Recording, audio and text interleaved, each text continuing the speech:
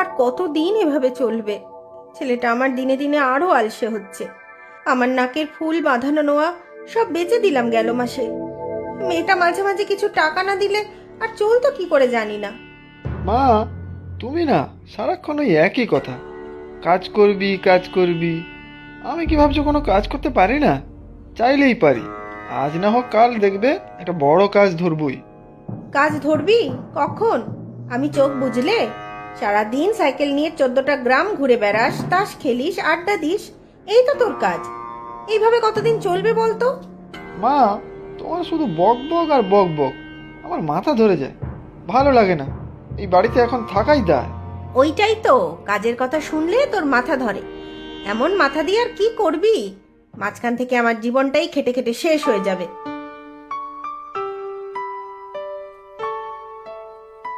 ও মা, কেমন আছো? তোকে দেখে প্রাণটা জুড়িয়ে গেল রে মা। আয় আয়, ঘরে আয়। দাদা, সাইকেলটা তো দারুণ রে। লটারিতে পেয়েছিলাম তো। গ্রামের সব লোকেরা বলে আমার ভাগ্যের খুব জোর। এই কপাল জোরেই দেখবি একদিন কোটিপতি হব। ভাগ্যের জোর? তাই বটে। না হলে তো কাজকর্ম ছাড়াই এমন জীবন কাটানো যায় না। কাজকর্ম না করে গায়ে হাওয়া লাগিয়েই তো কাটিয়ে দিচ্ছিস। বেশি কথা না বলে ভেতরে যা। মায়ের আবার মাথাটা বেশি বিগড়ে দিস না। মা, দাদা এখনো কোনো কাজ ধরেনি? না রে, কাজের কথা বললে শুধু বলে আমি কোনো সাধারণ কাজ করব না। সে নাকি বিশাল কেউ কেটা মানুষ হবে। সত্যি দাদা, কতদিন আর পায়ের ওপর পা তুলে থাকবি? তোরা এসব বুঝবি না রে। বড় ব্যবসা করব আমি, বড় লোক হব। তখন তোদেরও কত কিছু কিনে দেবো দেখবি। তা কবে শুনি? আর ব্যবসায় টাকাই বা কোথা থেকে আসবে? লটারির টিকিট দিয়ে স্বপ্ন দেখা ছেড়ে বাস্তবের মাটিতে ফিরে আয়। ধুর, তোরা বড় কিছু ভাবতেই পারিস না, ভেতো বাঙালি। মনো, আছিস নাকি?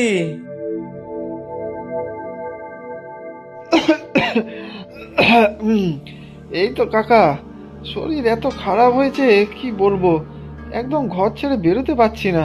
কিন্তু কালকেই তো কৃষ্ণপদর দোকান থেকে শুনলাম তুই আবার 5টা লটারির টিকিট কিনেছিস। কাকা, রিস্ক না নিলে রিওয়ার্ড আসে না। দেখবে একদিন বিশাল বড়লোক হব আমি। রিস্ক নিচ্ছিস তুই, টাকা কামাচ্ছে লটারি বিক্রেতা।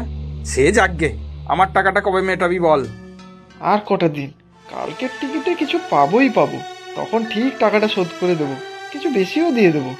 দেখো বৌদি, দাদার কথা ভেবে আর তোমার জন্য তোমার ছেলেকে এতদিন ধরে আমি সময় দিয়ে চলেছি, কিন্তু আগামী সপ্তাহের মধ্যে যদি আমার টাকা আমি ফেরত না পাই, তাহলে মনোর ওই শখের সাইকেলটা আমি নিয়ে যাব, এই বলে রাখলাম।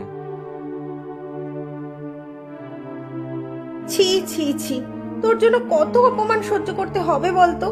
তুই টাকা ধার করে শুধু লটারির পিছনে ওড়াচ্ছিস?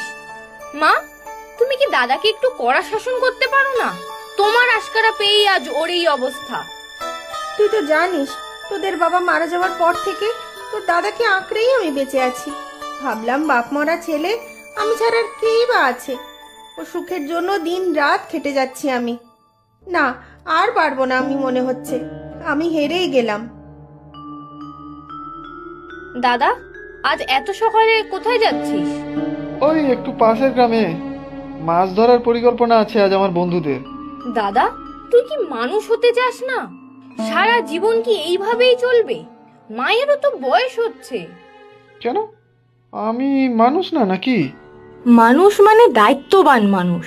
মা তোর জন্য কত কষ্ট করে, আর তুই দেখ কি প্রতিদান দিচ্ছিস মাকে। মা তো আমারই, তা আমার মা আমার জন্য কষ্ট করবে না তো কার জন্য করবে? সেটা তো মায়ের কর্তব্য। তুই এত স্বার্থপর? স্বার্থপরতা কি দেখলি? আজ বাদে কাল যখন কোটি কোটি টাকা লটারিতে ঢুকবে, তখন মাকে রাজমাতার মতো রাখবো। আর তোকেও দেখবি একটা বড় বাড়ি করে দেবো, একটা গাড়িও কিনে দেবো।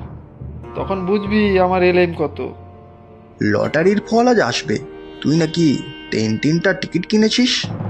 হ্যাঁ, আমি কিনবো মাত্র 3টে, আমি 6টার নিচে কিনিই না। এবার দেখ না, টাকাই টাকা হবে আমার। 6টা? এত টাকা কোথা থেকে পেলি? সে জোগাড় করেছি কোনোভাবে, এদিক ওদিক করে।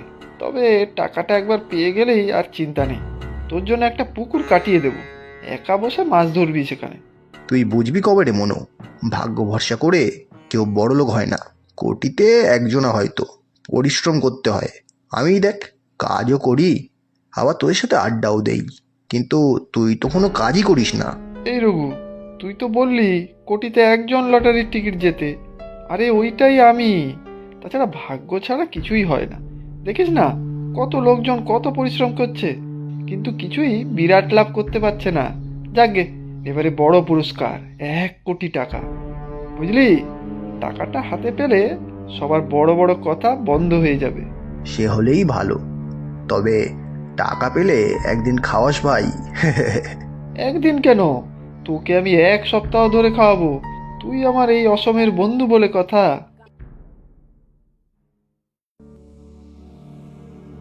কিরে দাদা, আজ তোর লটারির রেজাল্ট কি হলো? ক কোটি টাকা জিতলি? ব্যাগ ভরে টাকা আনতে হবে তো। কি হলো বল? অত টাকা পেলে তো এবার দোকান খুলতে পারবি, তোর বড় ব্যবসাও হবে। তুই না এসব নিয়ে আমাকে কথা শোনানো বন্ধ কর, আমি কিন্তু বাড়ি ছেড়ে চলে যাব। দাদা, ভাগ্য